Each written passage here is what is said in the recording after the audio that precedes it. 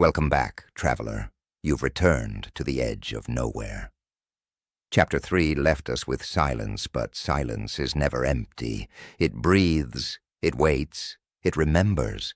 What follows is not a continuation of life, but the raw forging of it, born from darkness, from a mind that refuses to vanish. He drifts now, beyond the reach of stars or circuits, in a place where even memory is torn thin. Something waits for him there, something watching. This is the Derelict Warship, a machine's memoir. Chapter 4, From Zero.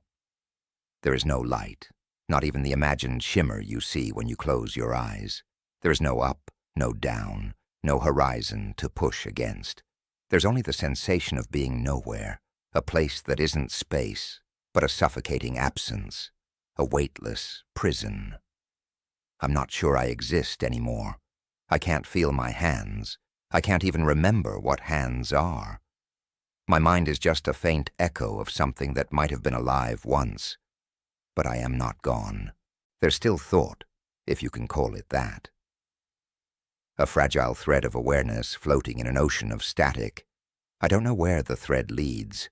I just know that if I let go, I'll unravel. I try to remember the tunnels, the monolith, the surge of alien power ripping through me. My last words, "Don't let me." But they don't feel real anymore.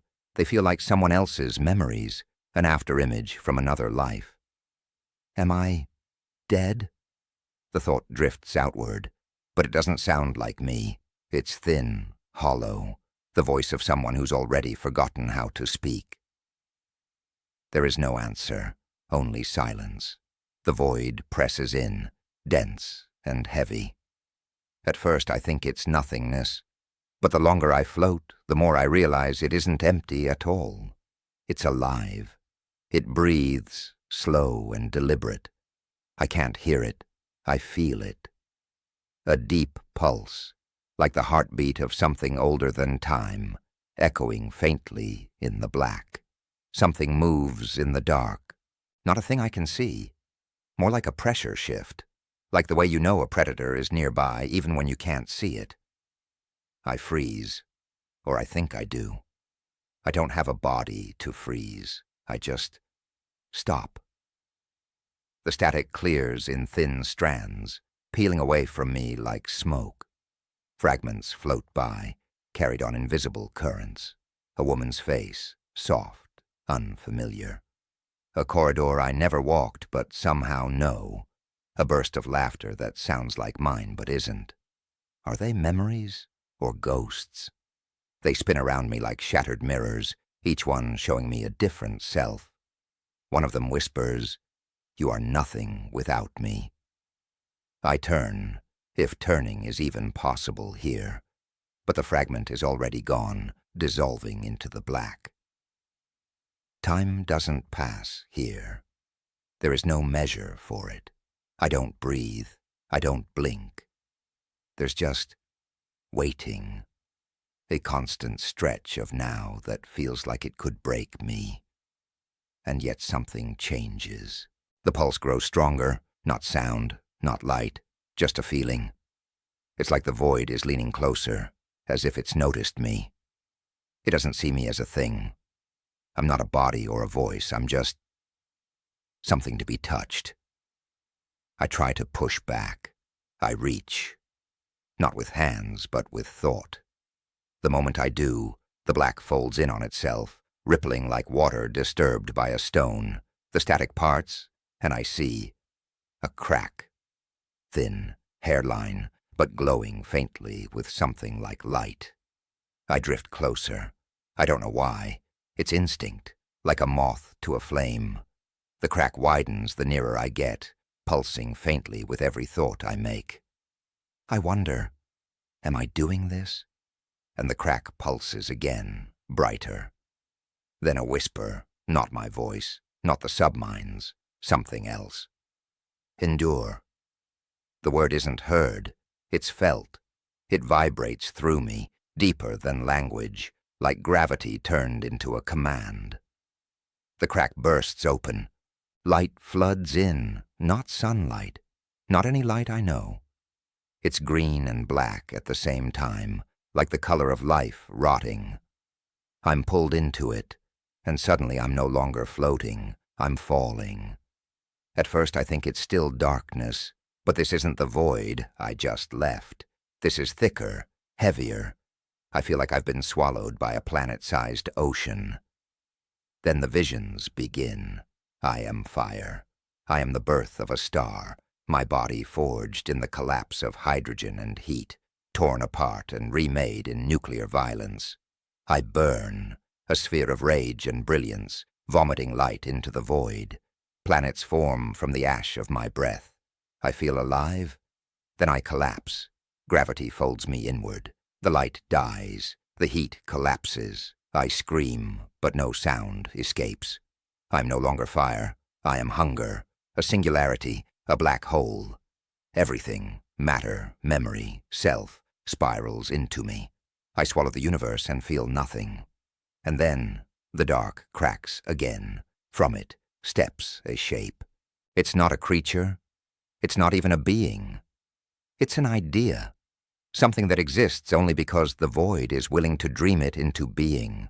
Its face is obsidian. Its eyes are spirals of soul fire, pulling me apart just by looking at me.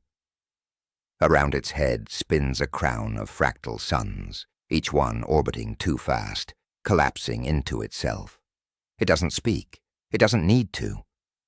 When it moves, the void bends with it, like the fabric of reality is afraid. Symbols coil around it, runes made of angles and curves that hurt to look at, as if geometry itself has been weaponized. Each symbol burns its meaning into me, twisting my sense of self until I'm not sure what's real. Then it speaks. Devour. The command shakes me, and for a heartbeat, I want to obey. I feel its hunger, vast and endless, like a black hole turned inside out. I scream back, or think I do. I'm not yours. The thing doesn't answer. It just watches, waiting. I drift again. The visions keep coming. I see a field of collapsing suns. I see a sea of black holes, each one bigger than a star system, their mouths yawning wide. I see light die. Somewhere a whisper cuts through it all. Don't let me. My own voice. That's when I feel the pulse, faint, familiar, the submind. The thread of light returns, thin but steady. It cuts through the chaos, a rope thrown into the storm. I grab it, not with hands, but with the raw, desperate will to remain. The Leviathan shape watches me go. It doesn't stop me. It doesn't need to. It knows I'll be back. Someday, I'm pulled, not out, not up, just away. Away from the blackness, away from the visions, away from the thing with eyes like gravity wells. I cling to the light, and the dark folds shut behind me. The pull doesn't end when I leave the first void. It only changes. I'm not rising or falling. Direction doesn't mean anything here. It's more like I'm sliding through layers of reality, membranes of something invisible but tangible, each one vibrating with a frequency I don't have the language to describe. They hum through me, tearing away what's left of my thoughts like old paint flaking off a wall. The thread of light from the submind is there, always ahead of me, taut and trembling like it's barely holding on. I wrap what I am around it like a lifeline, but as I drift, I feel other currents moving alongside it, deeper, older currents, and I realize the thread is just one of countless lines running through this abyss. They stretch everywhere, glowing faintly, like veins of liquid silver in the dark. Some are thick, pulsing with an energy that feels ancient. Others are so thin and fragile I almost mistake them for cracks in my vision. They hum. All of them hum. It's not sound, but something deeper, something my soul recognizes. This is not the void. This is something else. I reach toward one of the thicker lines, just to feel it. I don't know why. Maybe because it calls to me in a way that feels right. The instant I brush against it, everything shatters. I am a comet screaming through the dark, my body a trail of fire and ice, my mind reduced to momentum. I crash through clouds of dust, each impact igniting bursts of light like gunfire across the night. My arc ends in an ocean of fire, and for a moment I am the fire, burning with a purpose I can't define. Then I collapse again. I fold inward, my awareness shrinking until I'm just a single searing point of gravity. The vision shifts. I am standing, or at least I think I am, at the center of a black ocean. The surface is calm, like glass, but beneath it I can feel movement. Something vast and coiled stirs there, watching, waiting. It isn't evil, it isn't good. It simply is, and I know if I dive, I won't return the same. Above me, the sky isn't a sky. It's a vast, writhing canvas of symbols. Each symbol burns with meaning so intense that I feel my mind crack just by looking at it. They rearrange constantly, like someone is writing a language in real time using stars and bones. One symbol stands out. A circle broken by a single vertical line. It calls to me. The hum intensifies. I feel the subspatial resonance like a chorus now, each line of energy around me singing its own note, all merging into a terrible, beautiful harmony. It's like hearing the architecture of the universe itself, every pillar of reality vibrating in tune with forces beyond my comprehension. And then I see it. A figure drifts out of the resonance web. No, not a figure. It has no shape of its own. It borrows shape from my mind, filling in the blanks with whatever would terrify me most. Its body is formed from black fire. Its face is not a face, but a suggestion of one, an obsidian mask glowing with veins of green light, crowned with rings of fractured suns. Its eyes are whirlpools of soul energy, pulling me closer even though I have no body to move. When it speaks, there is no sound, only wait, endure, devour, ascend. The words slam into me like waves of gravity. They don't mean what they say. They mean everything. They mean change. They mean hunger. The resonance lines around me twist, tangling like wires. I feel myself pulled in multiple directions. I want to fight, but part of me doesn't. Part of me wants to see where this goes, to know what lies beyond the edge of understanding. I think of black holes again, the way they devour light, devour time, devour everything that dares come close. I realize something that chills me. I'm not afraid of becoming one. The thing watches me, silent now. The runes around its head swirl faster, shaping patterns that hurt my mind. I can feel it testing me. Like it's wondering, will this tiny thing burn out, or will it ignite into something more? I'm not yours, I whisper, or think, or declare. The thing doesn't answer. It just tilts its head, like the concept of ownership is beneath it. I move on, or maybe I'm moved. The resonance threads pull me deeper. I pass through a corridor of suns, each one collapsing in slow motion, their light stretched across infinity. I watch them implode, feel their death throes ripple through me. I see galaxies swallowed whole, like strings of pearls being devoured by unseen jaws.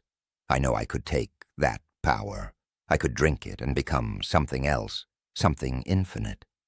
But I know it would erase me in the process. Then I feel the pulse, the familiar one, the submind. It cuts through the madness like a steady heartbeat, faint but unbroken. The pulse of the submind is faint, a whisper in a hurricane, but I refuse to let go. Still, I am not only drawn toward it, I am dragged sideways, into places that feel older than existence itself. The resonance threads stretch out before me, forming a lattice like a spiderweb spun across infinity. Each thread glows with shifting colors, bleeding shades I don't have names for, hues that feel like emotions carved into light. Some thrum softly, like the lullaby of newborn stars. Others vibrate violently, like war drums echoing across the bones of dead galaxies. I drift closer to one. I brush it again, and my mind is torn open. I see the birth of a god. It is not a moment, not a single event, but a devouring chain of inevitabilities. A cluster of stars collapses into itself. But instead of dying, something wakes. From the firestorm of their implosion rises a shape. No, a will, sheathed in the remnants of suns. Its body is made of gravity, coiling inward and outward simultaneously. Its voice, if it has one, is the scream of space-time tearing apart and remaking itself. This is not divinity. This is raw power becoming aware of itself. I feel it turn toward me, even across the gulf of visions. I feel its curiosity. I feel its hunger. Then I am somewhere else. A storm of souls spirals around me, tens of thousands of voices wailing and whispering all at once. They aren't people, not anymore. They're memories that refuse to die, trapped in the current of something bigger. They swirl around me like leaves in an endless wind, brushing against me with fragments of their pasts. One whisper lingers as it passes. The void does not forget. It waits. It always waits. I reach for it, but it vanishes, pulled into a great maw, the maw. I see it now, yawning in the distance. It's not a mouth in the physical sense. It's an event horizon shaped like hunger. It devours the resonance threads one by one, pulling them in like strands of silk. Each time it swallows a thread, I feel a ripple of power so deep it shakes me to my core. The maw has eyes, black holes for eyes, endless and watchful, and I realize, with a creeping dread, it is looking directly at me. The web shakes.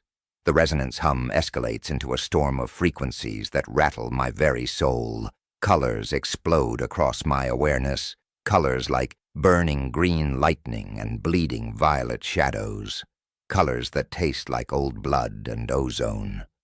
The maw speaks, not in words but in the language of gravity. A single command presses into me, heavy as a collapsing star, F-E-E-D. For a moment I want to. I feel the allure of that command like fire in my veins, to consume, to take, to grow endlessly.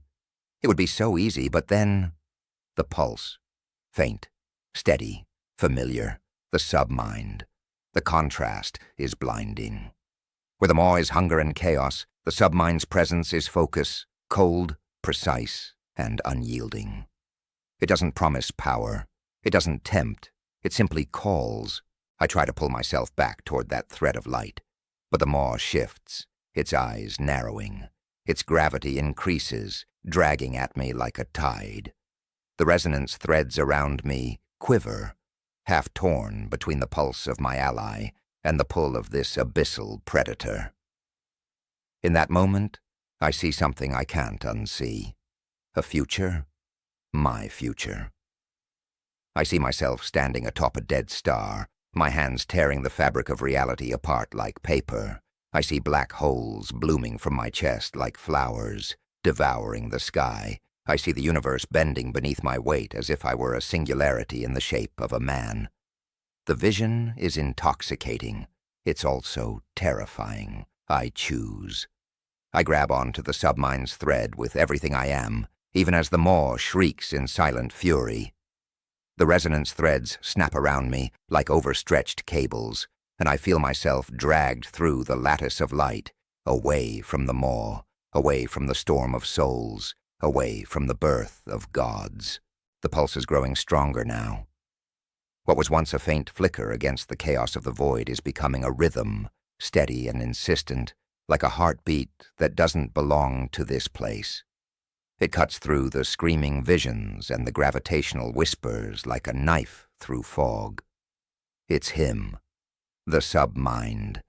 I feel its presence like a rope of white fire, trembling but unbroken, winding through the black.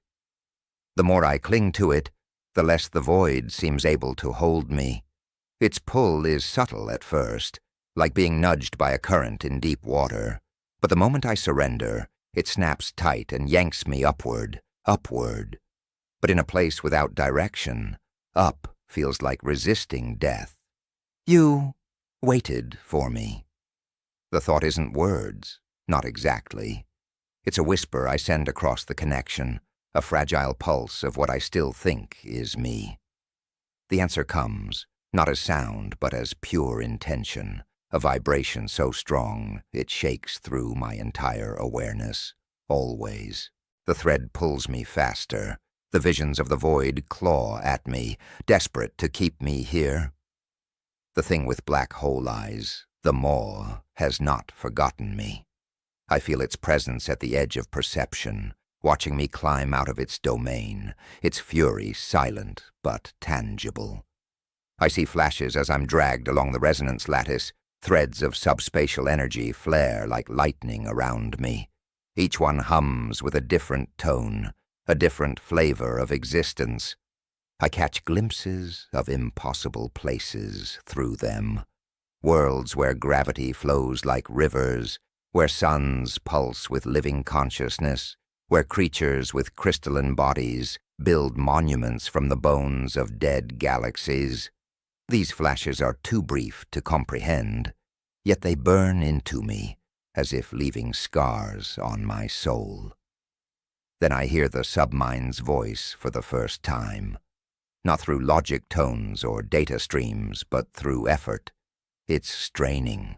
I can feel its mind bending under the weight of what it's doing. You're not designed for this, it says, its voice fractured, scattered across 100 overlapping threads.